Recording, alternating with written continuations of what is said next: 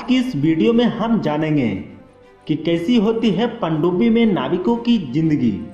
दोस्तों, हमारे देश की सेना जमीन, जल और आकाश इन सभी जगह से हमारी सुरक्षा के लिए जितोड़ मेहनत करते हैं।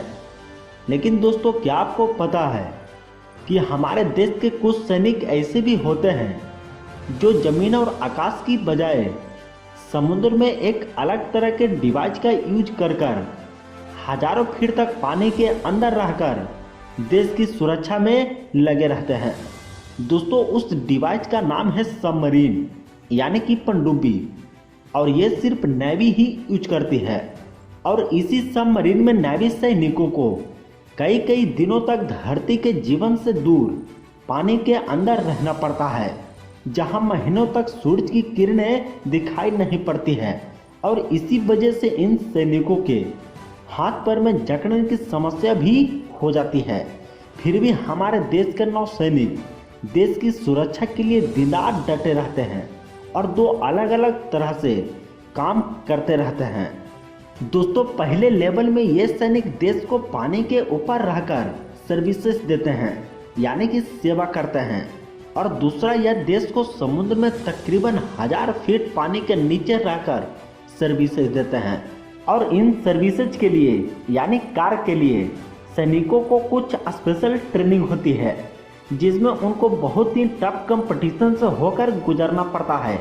और इस कंपटीशन को क्लियर करने के बाद ही सैनिक की इस सर्विसेज के लिए सिलेक्शन होती है और फिर उन्हें अलग अलग ड्यूटी सौंप दी जाती है। दोस्तों, इन नौसैनिकों का जीवन आसान नहीं होता है। इनकी जिंदगी बड़ी कड़ी होती है। वो जब भी किसी मिशन पर जाते हैं तो वो मिशन 20 या 30 दिन का होता है, लेकिन कभी कभी तो इन्हें 40-45 दिन लगातार काम करना पड़ता है। और इसके लिए इनके परिवार वालों को कुछ भी पता नहीं होता है। उन्हें सिर्फ इतना पता होता है कि वो ड्यूटी पर जा रहे हैं, इससे ज़्यादा और कोई जानकारी नहीं होती है। परिवार वालों को ये भी पता नहीं होता है कि वो कितने दिनों के लिए वहाँ जा रहे हैं और वो वापस आएंगे भी या नहीं। दोस्तों, उनके मिशन की जानकारी सिर्फ नौसेना के हेड ऑफिसर को होती है, और नौसेना अपने परिवार से दूर पानी के अंदर रहते हैं। और जब वो सबमरीन यानी कि पनडुब्बी के भीतर रहते हैं तो नहाना तो दूर, दाढ़ी बनाने का भी मौका उन्हें नहीं मिलता है। उनकी लाइफ बहुत ही मुश्किल में होती है, क्योंकि नौसैनिक अगर 30 दिनों के लिए पनडुब्बी में रहते हैं तो उन्हें सिर्फ 3 ही बार नहाने का मौका मिलता है, और वो भी सबकी सहमति के बाद। और हर नौसैनिक को प्रतिदिन 3 से 4 मग ही पानी मिलता है, और ब्लेड जैसी चीज़ों का इस्तेमाल करना सख्त मना होता है। इसलिए जितने दिन वो अंदर रहते हैं उन्हें बिना दाढ़ी बनाए ही रहना पड़ता है। और पनडुब्बी के अंदर सनलाइट का कोई भी सोर्स नहीं होता है, जिसके चलते जब वो समुद्र के सतह पर आती है तो बाहर आते वक्त सैनिकों को हाथ पैर में जकड़न जैसी समस्याओं से जूझना पड़ता है। और अगर हम इनके कपड़े की बात करें तो इनके कपड़े आम कपड़ों से बिल्कुल अलग होती है। इनके कपड़े डिस्पोजेबल होते हैं यानी कि बेहद सुलभ होते हैं, और इसका भी दोस्तों एक रीजन है। इस डिस्पोजेबल कपड़ों के ऊपर एक केमिकल लगा रहता है जो इन सैनिकों को किसी भी तरह के इन्फेक्शन और एलर्जी से बचाता है और हाइजीन मेंटेन रखने में हेल्प करता है।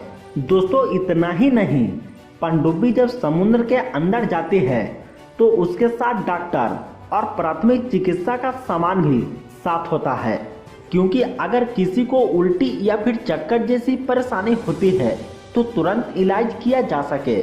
और पानी में चलते समय पनडुब्बी बहुत ही ज़्यादा आवाज़ करती है, इसलिए शोर वाली जगह सुनने के लिए सैनिकों को स्पेशल ट्रेनिंग दी जाती है। और पनडुब्बी में जाते समय कुछ लिमिटेड अमाउंट का फूड ही कैरी किया जा सकता है यानी कि ले जाया जा सकता है, इसलिए खाने पीने के सामान का बहुत ही ध्यान से इस्तेमाल किया जाता है। और सबमरीन में खाना बनाते समय कम आग और कम मिर्च मसाले का इस्तेमाल किया जाता है, ताकि सबमरीन यानी कि पनडुब्बी में कम से कम धुएं उठे। इसीलिए दोस्तों इन सैनिकों को लिमिटेड और ज़्यादातर सादा भोजन ही खाने को मिलती है। ऐसी थॉट और सिचुएशन का सामना करते हुए हमारे ये नौसैनिक कभी भी अपने फर्ज से नहीं चूकते हैं और देश की सेवा में लगे रहते हैं। तो दोस्तों इनकी सेवा भाव को देखते हुए हमारा भी एक फर्ज बनता है कि हम इनके स्ट्रॉन्ग जज्बे की रिस्पेक्ट करें और इस वीडियो को ज़्यादा से ज़्यादा लाइक और शेयर करें ताकि सभी लोगों को इनके बारे में पता चल सके।